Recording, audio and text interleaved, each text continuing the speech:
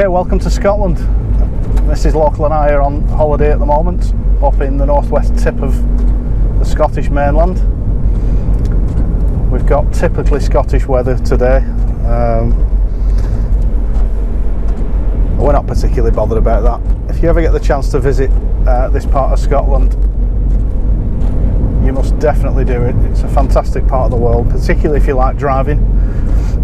There's some really excellent driving roads, with some of the best driving roads you'll encounter anywhere in the world, to be honest. And it doesn't really matter what you're driving, you'll enjoy the roads up here. So we've come up in Mrs. Local's new Mini Cooper, which to be honest is ideal for these roads. It's an excellent little car. So today we're going to look at single track roads. Once you get up into this very northern part of Scotland, you'll find that a lot of the roads, and actually a lot of the main roads, the A roads, are single track roads with passing places. And that's what we're going to have a quick look at today, just a short video today looking at single track roads. A few things to bear in mind, a few things you might not have considered, but the principles are fairly simple. So we're going to have a drive now along the A838 north towards Durness. This is the last part of the two-lane single carriageway road. Very shortly you'll see that we'll arrive at the single track part of the road. And there's the sign, road narrows from both sides, and the first passing place sign. So here we are, it's a section of single track road with passing places. You'll see that the passing places are on both sides of the road, sometimes alternating, sometimes they're on the same side of the road. Most of the passing places are signed with either a white square or a white diamond sign. They're reasonably easy to pick out. So the idea with passing places are, well, there are two reasons for passing places really. The most obvious one is that on a single track road they allow you to meet and pass oncoming traffic safely, but they also allow overtaking or faster moving vehicles to either get past you or for you to get past slow moving vehicles. So the basic rule with passing places is if the passing place is on your left, you pull into it. If the passing place is on the right, you don't pull into it, you just stop opposite the passing place on the left. So that's the first rule, very important. If the passing place is on the right, stop opposite the passing place and allow the oncoming vehicle to pull into it. Don't pull into it yourself. Another basic rule with passing places: they're not parking areas, they're not car parks. They're very important on these roads to allow traffic to keep moving, so we don't park in them. At the moment we're approaching a slow moving vehicle, so we're going to see if he takes the hint. The idea is, I've got my headlights on, so if I approach him reasonably quickly, he should get a view of me in his rear view mirror if he's looking, or she.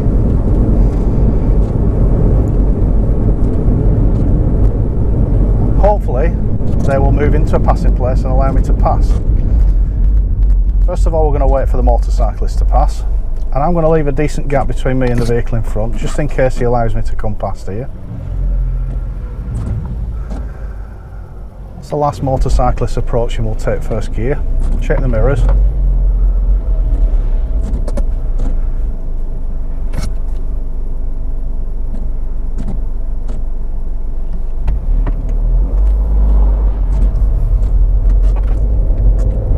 And I'm going to keep a fairly close following position on him now, see if he takes the hint. You'll see signs regularly on these roads saying allow following vehicles to pass.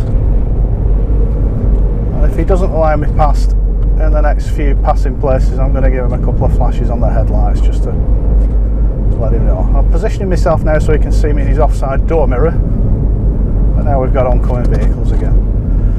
So here we're stopping left, opposite the passing place, and he's allowing me past. I'll give him a pump. Thank you.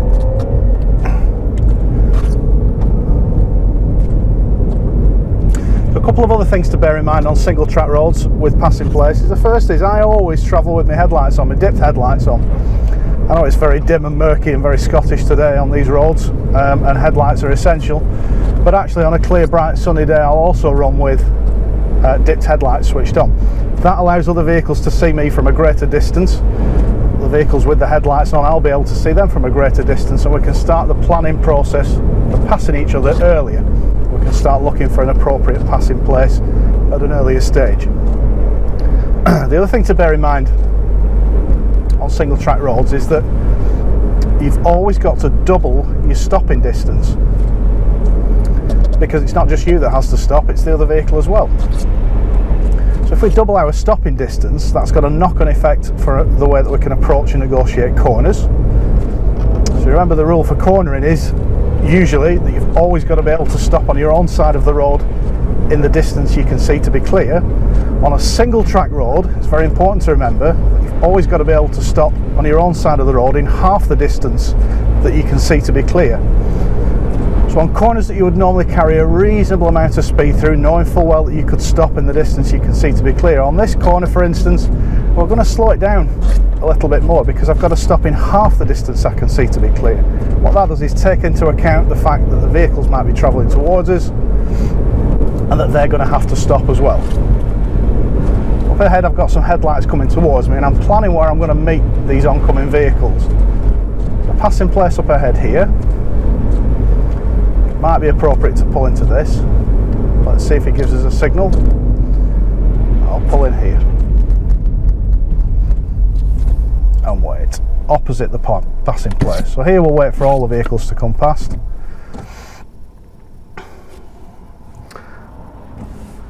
And it's quite a social way of driving this as well. You usually get thanks, a few waves from the other drivers. Smile and a little thanks. It's quite a friendly way of driving, to be honest. So up here in the northern wilds of Scotland there isn't a massive amount of traffic. The danger with that is it can lull you into a false sense of security. You can start to think that there isn't a lot of traffic, your speed can pick up, and you can start carelessly carrying a little bit too much speed into some of the corners, and that's where you're going to get caught out. So you've got to bear that observation rule in mind. We're basing our plans on what we can see, what we cannot see, and what we can reasonably expect to happen. So I think a good rule of thumb is that you should reasonably expect there to be a vehicle around any of the blind corners that you're approaching on roads like this. So up in the distance I've got some vehicles coming towards me, right in the far distance there. Not sure if you can make them out on your shot, but we've got some passing places up ahead. So I'm aiming to stop opposite the passing place here. On the left, I'll wait for both vehicles.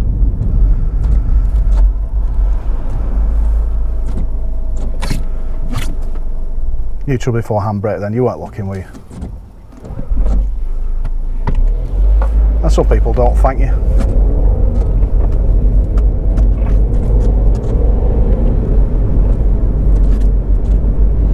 The other thing to bear in mind with roads like this is up in the Scottish Highlands, distances between settlements and towns and villages are quite a long way. You can travel on, I mean, I'm travelling on this road now, it's 14 miles to Durness. Most of that is on a single carriageway road. You want to be making a reasonable amount of brisk progress where you can. So where the road opens up and you do get a good view and you can see that there's nothing coming, the road surface is good, we can get the car moving along quite nicely. It's a national speed limit road. You wouldn't ordinarily think that it was appropriate to drive at 60 miles an hour on a single carriageway road. On some of these Scottish roads, absolutely you can. Look at the view that we've got in the distance there. So it's only when the view gets a bit more restricted, where the corners tighten up and we don't have a view, or where you've got crests in the road, bumps, rises in the road, you can't see what's coming towards you, that you wouldn't carry it speeding.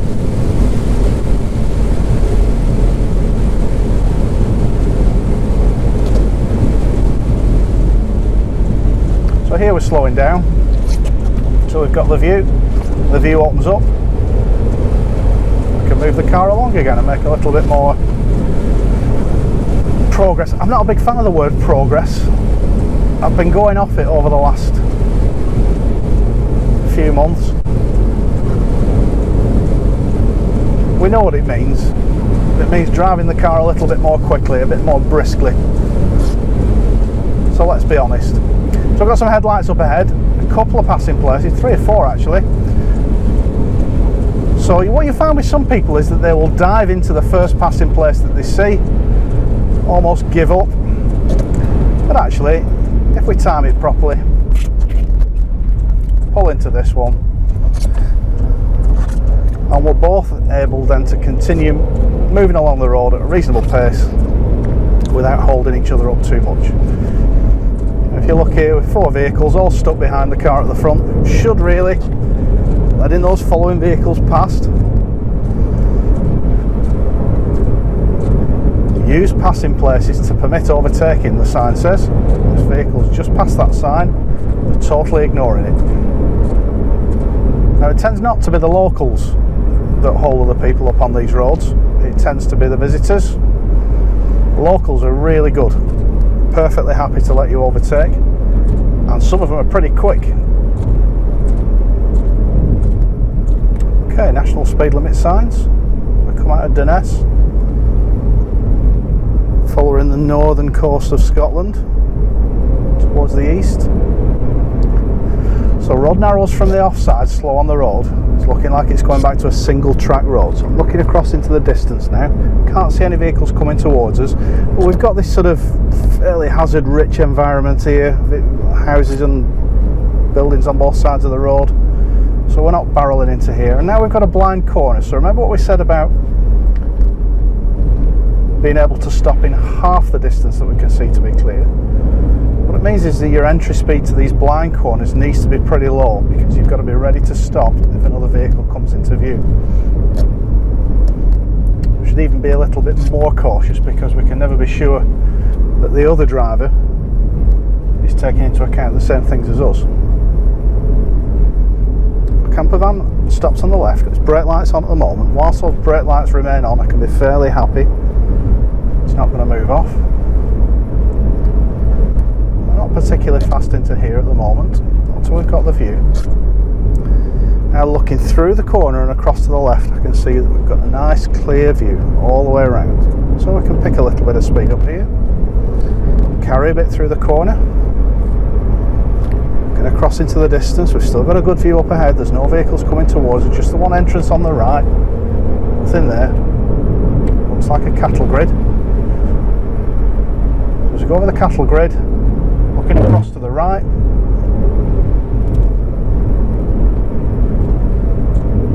now one thing you can't really do on these roads is take a line, near side, off side on the approach, a line through the corner, not really relevant on these roads, just because of the limited amount of width that we've got. You can do a little bit, but not very much.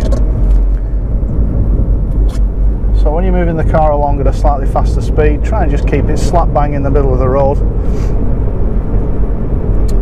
Camber is less relevant on these roads because they tend to be what we call super elevated, which means that the whole road banks in the corner, so you get the benefit of the camber in both directions. The quality of the road surface is variable, but you don't tend to get huge potholes like you do further south. Here we've got a hill, very little view on the approach, so again you've got to be able to stop in half the distance you can see to be clear on those crests as well as on the corners.